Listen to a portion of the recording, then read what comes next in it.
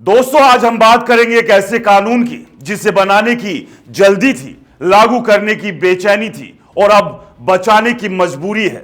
यह कहानी है वक्फ संशोधन कानून की, जिसे संसद में रातों रात पास कराया गया, राष्ट्रपति से मोहर लगवाई गई और फिर बुलडोजर लेकर योगी बाबा मैदान में कूद पड़े।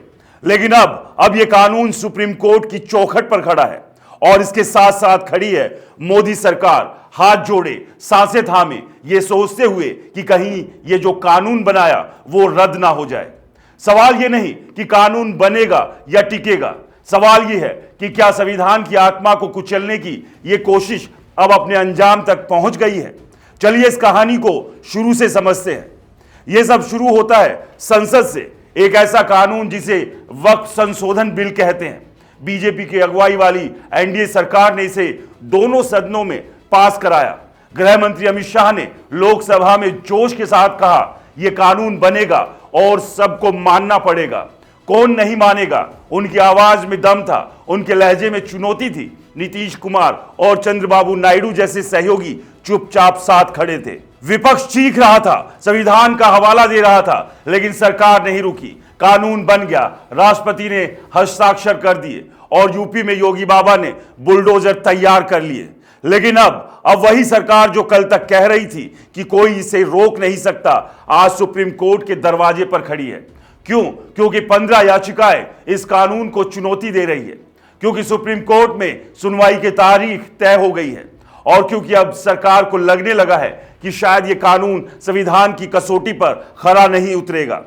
सोचिए उस दिन का मंजर, संसद में बहस हो रही थी, विपक्ष चिल्ला रहा था, यह कानून संविधान के खिलाफ है, यह धारा 14 को तोड़ता है, धारा 25 को कुचलता है, धारा 26 को तार तार करता है।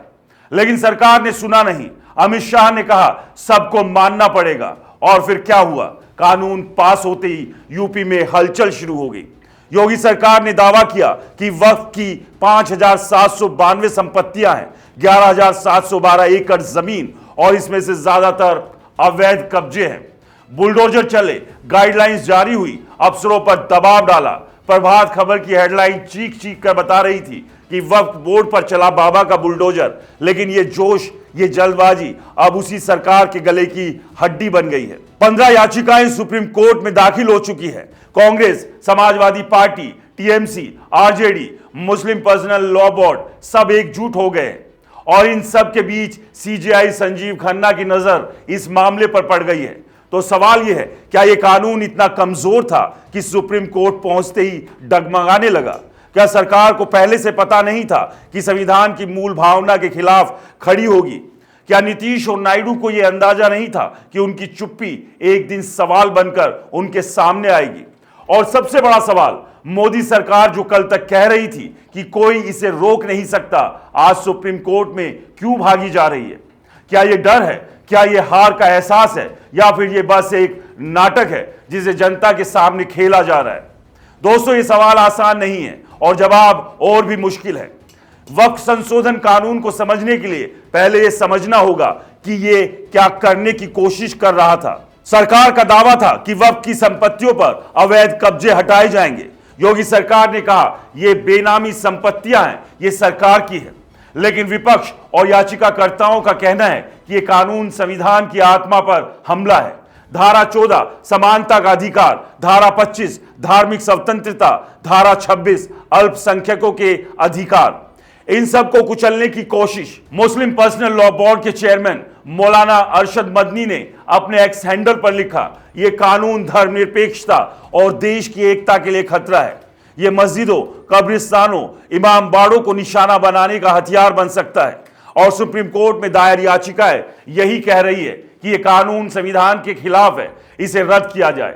अब सुनवाई की तारीख करीब आ रही है, 15 अप्रैल या 16 अप्रैल, दिन कोई भी हो, लेकिन सुप्रीम कोर्ट में जंग शुरू होने वाली है। कपिल सिब्बल, अभिषेक मनु सिंघवी जैसे बड़े वकील मैदान में हैं। दूसरी तरफ सरकार अपनी अर्जी लेकर पहुंच गई है, हमें सुने बिना कोई फैसला ना हो। लेकिन सवाल ये कि क्या सरकार का ये डर जायज है?